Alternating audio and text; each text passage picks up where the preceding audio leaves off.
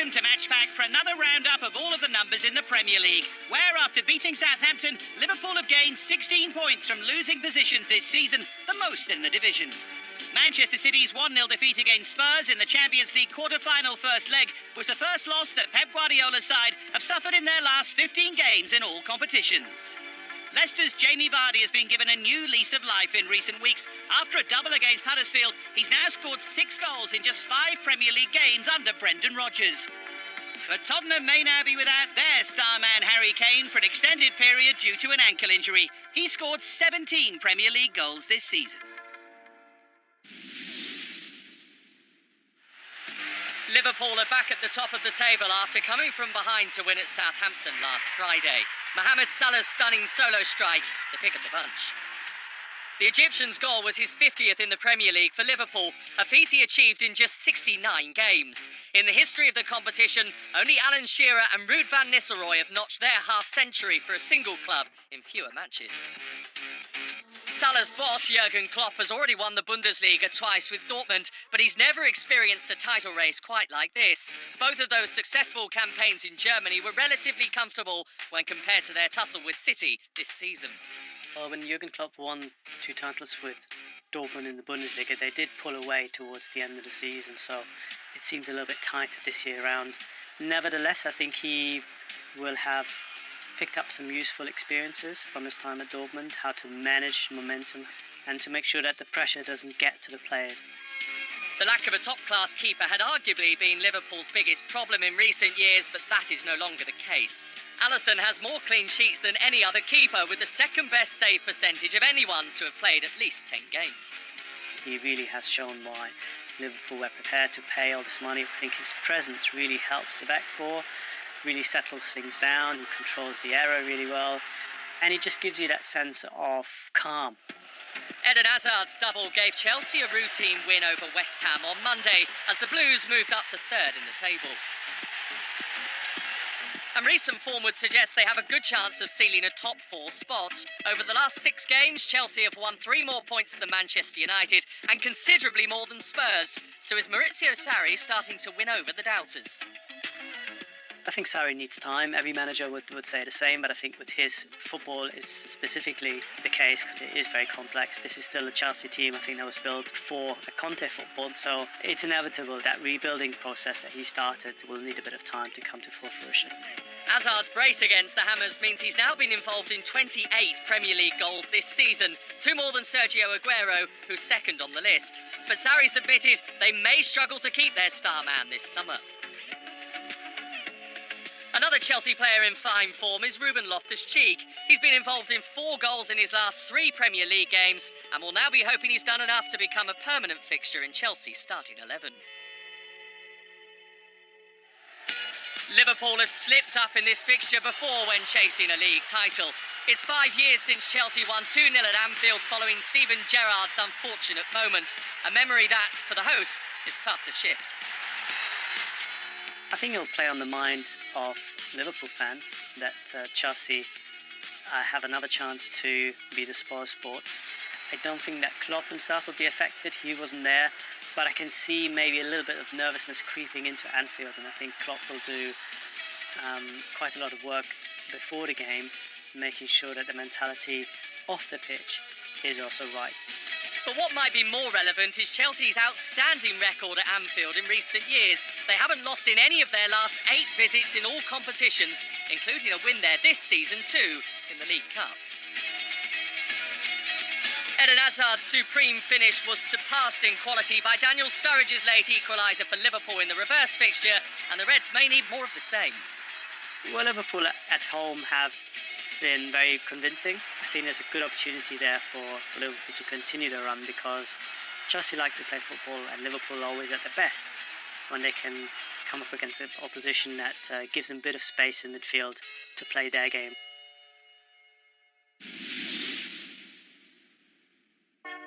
After losing against Barcelona on Wednesday, Manchester United have now lost 4 of their last 5 games in all competitions. Now they host West Ham, who were beaten 2-0 at Chelsea on Monday night. Scott McTominay scored his first ever Premier League goal in United's loss at Wolves, and in doing so became the 16th different scorer for the Red Devils in the competition this season. That's the most in the division. West Ham keeper Lukasz Fabianski might have to be at his busy best yet again if the Hammers are to come away with anything from Old Trafford. He's made 131 saves already this term, the most in the league. Both Romelu Lukaku and Javier Hernandez will be pushing to start for their respective clubs this weekend, with Chicharito, who scored 7 this season in limited game time, no doubt keen to make a mark against his former club. I think Hernandez is a tremendous striker. Anything that goes into the box, around that 6-yard box, he's always there and he's lethal. So I think he'll be disappointed that he's not started as much games as he should do, but his goals-to-games ratio this season has been excellent. When these two met on the opening weekend of the 2017-18 season, Manchester United ran out 4-0 winners. New signing Lukaku struck twice on his Premier League debut for United before the scoring was rounded off in style by the French duo of Anthony Martial and Paul Pogba.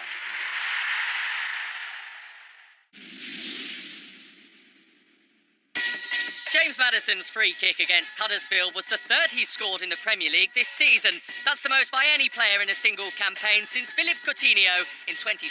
James Maddison going for goal! Absolutely wonderful. Brendan Rodgers has won his last 4 matches, lifting the Foxes up to 7th in the table. And with 47 points, Leicester have already matched their tally from last season. The future's looking promising for Rodgers and his talented young troops. Newcastle's shot conversion rate in the Premier League this season is just 8.1%. Only relegated duo Huddersfield and Fulham have a worse ratio in front of goal. Rondon, he's in. He didn't keep his feet. And he saves that one as well.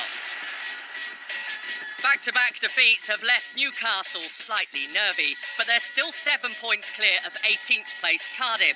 Relegation is unlikely, but Rafa Benitez has said he wants one more win just to be safe. Last weekend, Manchester City eased to victory in their FA Cup semi-final against Brighton. However, a defeat in the first leg of their Champions League quarter-final against Spurs has dealt a blow to their hopes of a quadruple. That 1-0 loss at the Tottenham Hotspur Stadium brought an abrupt end to City's 8-match winning streak in all competitions. In the Premier League, however, Pep Guardiola's side have actually won 8 in a row, completely dominating the vast majority of their matches in recent months. In fact, City have faced 1 or fewer shots on target in 14 of their 32 league games so far. So would winning the title this season be even more impressive than last year's record-breaking campaign? You'd have to say yes. On the back of being in all competitions and fighting for every trophy they've entered this season, it will be a huge achievement for that club. I just think they're so good. They've got so much quality, so much know-how. Been course and distance before. I don't see anyone troubling them between now and the end of the season. Under the stewardship of Guardiola, Raheem Sterling has become one of the most exciting players in world football, with many tipping the 24-year-old to be named the PFA Player of the Year. Now in his 3rd season under Pep, the forward's development has been remarkable, scoring and assisting far more goals per 90 minutes than under his 2 previous managers, Manuel Pellegrini and Brendan Rodgers. Raheem is such a good player, and he's realised that there's more to learn and he can continue to develop, and I think he's under the right manager. Pep Guardiola has obviously had world-class players at every football club he's been at, and he's recognised Raheem had a lot of growth, and he's picked up and he's really working hard to improve his game. Last time out, Luka Milivojevic's spot kick was enough to snatch all 3 points for Crystal Palace at Newcastle. Remarkably, that was the 11th penalty that Palace have been awarded this season, more than any other team. Milivojevic has taken all of those, failing to convert just once against Everton. His only other miss in the Premier League was in this fixture last season. But while Milivojevic has been clinical from 12 yards, his teammates have been wasteful when presented with clear-cut chances at Selhurst Park, as Palace have the lowest big chance conversion rate at home in the league this season. But the Eagles are still 8 points better off than at this stage last year. In fact, this is Palace's 2nd-best points tally at this stage of a Premier League campaign since returning to the top flight in 2013. I believe they've got a good mixture of what you need to be a good side. And I think they should be pushing towards, I mean, they're not going to finish in the top 4 or the top 6 is probably a big ask, but I think mid-table above is a successful season. So I think it's been a poor season, but they won't be crying too much. I think it's something to build on. You know, it's a very good football club which has established itself in the Premier League now. It could be a cagey affair in the early exchanges at Selhurst Park. Both Crystal Palace and Manchester City have only conceded 1 goal each in the opening 15 minutes of league games this season. That's the joint fewest in the division.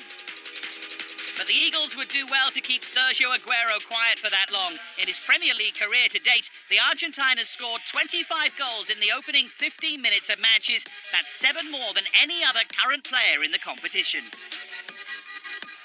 Andros Townsend helped Palace to a shock win over City when they last met, but could they spring another surprise at Selhurst Park?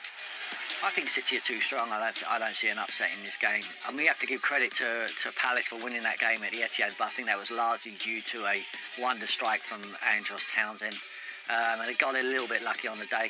I don't see them doing a double over Man City. Brighton's latest Premier League outing was a far too routine 3-0 defeat at Chelsea. In fact, that was the first time that the Seagulls have lost by a 3-goal margin in the competition this season. Worryingly for Chris Hughton, their usually impressive home form seems to have deserted them too. They've scored just twice in 5 league matches at the Amex in 2019, but they might fancy their chances of changing that this weekend. That's because Bournemouth have now conceded 61 goals, becoming just the second team in Premier League history after Wigan to concede more than 60 goals in 4 consecutive seasons. The 3-1 defeat at home to Burnley last time out was their 17th loss in the league this season, and only the 3 teams currently in the relegation zone have lost more matches than that.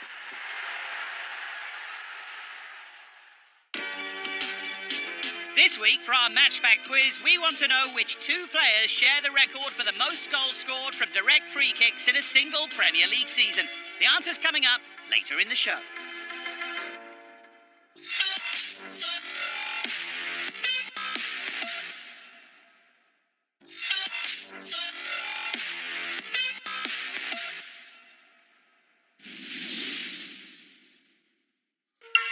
After their victory against Manchester City in the Champions League, Tottenham will be looking to make it 3 wins out of 3 at their new stadium, with relegated Huddersfield next up in North London. Harry Kane could be out for the season with an ankle injury, so Spurs will once again look to Son Heung-min to provide the threat up front.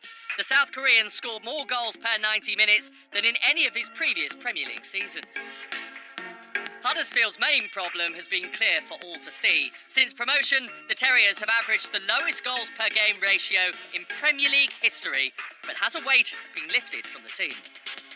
I think when you get relegated, like the pressure's off you then, and that, I know I'm saying it in a way where you think, oh yeah, but there was pressure before, but I just believe the pressure's off you. You can play with freedom and obviously go out there and express yourself. And a lot of players are playing for contracts next season, and if they're going to stay at the club, or a lot of players will be playing to try and leave the club. So I think it's a difficult one, but when you've got relegated, there's no pressure on you. So I think it'll be a difficult game for Tottenham than it is for Huddersfield.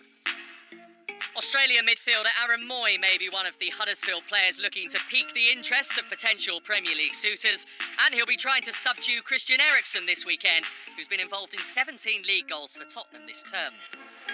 Spurs have won all 3 of their Premier League meetings with Huddersfield, and when these two met at Wembley last season, it was Son who stole the show. He scored both goals in a 2-0 win, a result that was also Mauricio Pochettino's 100th victory in the competition from 197 games. Hello, I'm Duncan Alexander from Opta, and with Luka Milivojevic taking and scoring another penalty for Crystal Palace last weekend, I'm here to look back at some of the numbers around spot kicks in the Premier League. Milivojevic has now taken 11 penalties this season and scored with 10 of them. The only man to score more in the Premier League in a single season is Andy Johnson, who scored 11 from 13 back in 2004-05. Along with Johnson, Milivojevic is one of only 5 players to ever reach double figures for penalty goals in a single Premier League season, alongside Alan Shearer, Frank Lampard and Steven Gerrard. The only 2 players who have taken 50 or more penalties in the Premier League are Alan Shearer and Frank Lampard. Shearer's total of 67 is actually more than 37 of the 49 teams who have played in the Premier League. The player with the best 100% conversion rate of penalties in the Premier League era is former Manchester City man Yaya Toure, who scored with all 11 of the spot kicks he took. Special mention too to Matthew Le Tissier, who scored with 25 of the 26 penalties he took in his Premier League career, the best non-perfect record in the division. The record for most penalties in a single Premier League season is the 112 that were awarded in 2006-07. The record on a single day in the Premier League era is the 8 that were awarded on February the 5th, 2011. And finally, of the 2,377 penalties taken in the Premier League, only one of them has been taken by someone under the age of 18. That was Michael Owen for Liverpool against Wimbledon in August 1997.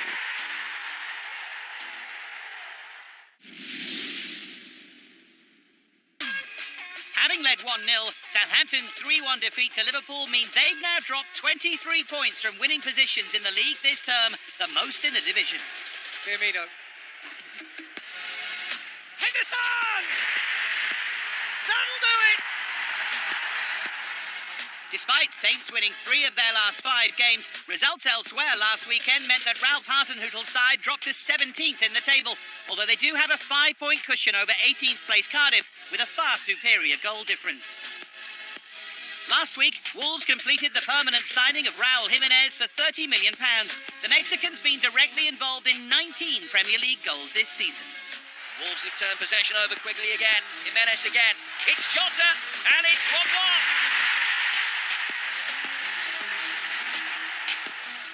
Wolves' joy was somewhat short-lived. They followed up that win with a 3-2 defeat to Watford in the FA Cup semi-final. Nuno Espirito Santo's side now have to try and refocus their efforts on securing 7th place.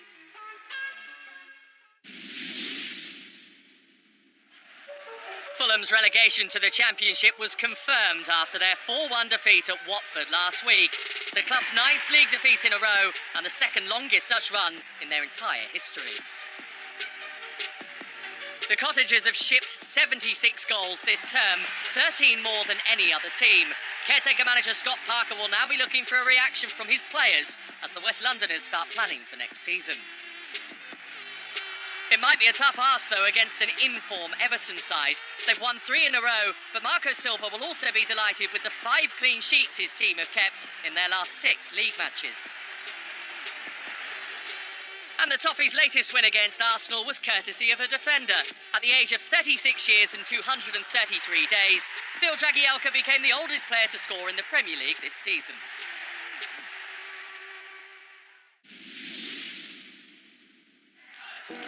Burnley earned a huge win last weekend at Bournemouth. The Clarets, who fell behind early on, eventually emerged 3-1 victors after goals from Chris Wood, Ashley Westwood and Ashley Barnes. Those 3 points were vital for Sean Dyche's men, who moved ahead of Newcastle, Brighton and Southampton, and 8 points clear of this weekend's opponents, Cardiff. One more victory should be enough to keep the Clarets in the Premier League for another season. And the importance of this fixture won't be lost on the Burnley fans. After facing the Bluebirds, Dyche's side come up against Chelsea, Manchester City, Everton and Arsenal. An extremely tricky end to what's been a testing campaign. I think their season's been a bit disappointing, to be honest. I think particularly after last season's success, finishing 7th.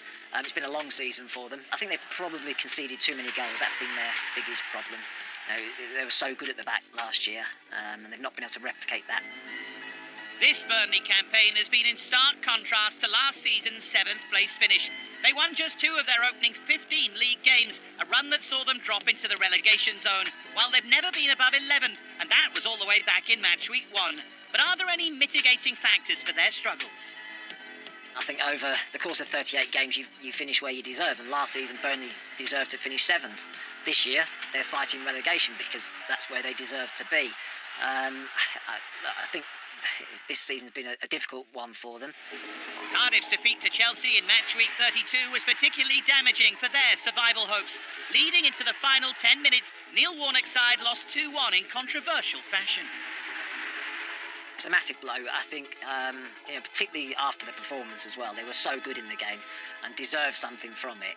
And I think the biggest problem was the nature of the equaliser. But they've got to pick themselves up and get the points needed to try and make that gap between them and Burnley and the rest of the teams fighting relegation Against Chelsea, Cardiff's Victor Camarasa notched his 5th goal of the campaign. Of the bottom 7 clubs, only Andre Schürrle and James Ward-Prowse have scored more from midfield, and they've been playing much higher up the pitch for their respective sides. And it's just as well that Camarasa has been chipping in. Of Cardiff's 5 forwards to have played at least 90 minutes this term, Junior Hoylett is the leading scorer with 3, while Oumar Niasse is yet to get off the mark. Cardiff are running out of time to save their season. Neil Warnock will be desperate for a win here after securing only 3 points from a possible 18. Meanwhile, the Bluebirds have only scored 4 goals in their last 6 games and have shipped 14 at the other end in that time. Cardiff will need to be far more clinical than they were in the reverse meeting back in match week 7. The Welsh side lost that encounter despite attempting 20 shots to Burnley's 3. The Bluebirds' backline will need to be switched on too. So far this term, Cardiff's defenders have made 6 errors leading to goals, a joint high with Fulham, whereas Burnley's defenders have made just 2 costly mistakes so far all season. However, Burnley have conceded 10 Premier League goals in the 90th minute or later this term. That's the highest number in the division, although Cardiff are joint second on that same list. So how will this crucial game go at Turf Moor? I think this I always felt was a bit of a decider, actually. And so if Cardiff do lose, I think that's them done. I think Burnley are slight favourites with the fact that it's at home. But what you'll get is 2 really nervous teams. I'll still make them slight favourites. But I think it's a really difficult one to call, particularly when there's so much on the line. Earlier we asked which 2 players share the record for the most direct free kick goals in a single Premier League season. The answer is David Beckham and Laurent Robert. Beck's managed 5 for Manchester United in 2000-2001, and a year later, the Frenchman Robert matched that feat for Sir Bobby Robson's Newcastle.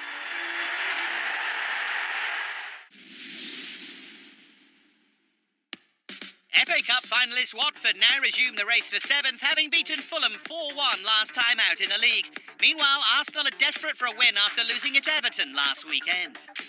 Watford skipper Troy Deeney will be relishing this encounter, having had a few run-ins with Arsenal in the past. His goal in the Hornets' 3-2 victory over Wolves in the FA Cup was his 11th of the season in all competitions. As a centre forward, you always want to have banter with the opposition team, and he thinks he can dominate Arsenal's centre half. So it'll be an interesting game, and this season he has been in great form, and so have Watford. While Arsenal have hugely impressed at the Emirates Stadium, their away form has been sorely lacking. And with just 5 league victories on the road all season, Gunners fans will be concerned that 4 of their 6 remaining fixtures are away from home. Abdoulaye Doucouré has enjoyed yet another outstanding campaign. With 5 goals and 6 assists, he's been involved in more goals than Juventus-bound Aaron Ramsey, albeit in significantly more minutes. Watford emerged as dramatic winners when these 2 last met at Vicarage Road back in October 2017. Per Mertesacker had put the visitors in front before a controversial Deeney penalty levelled things up. Then, in the 92nd minute, Tom Cleverley made it 2-1 to the Hornets with his first ever goal for the club.